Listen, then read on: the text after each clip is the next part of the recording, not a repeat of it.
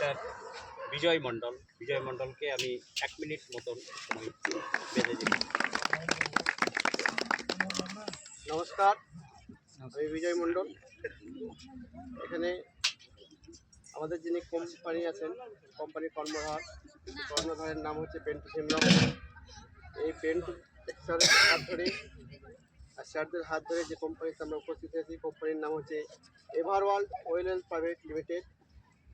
এই এভারওয়ার্ল্ড ওয়েলহেলথ প্রাইভেটের বাংলা যদি আমরা পর্যবেক্ষণ করি তো দেখা যাবে স্বাস্থ্যই সম্পদ।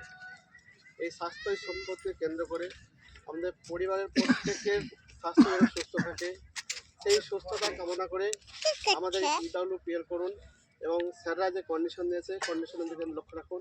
এই বলে আমার ক্ষুদ্র বক্তব্য শেষ করলাম।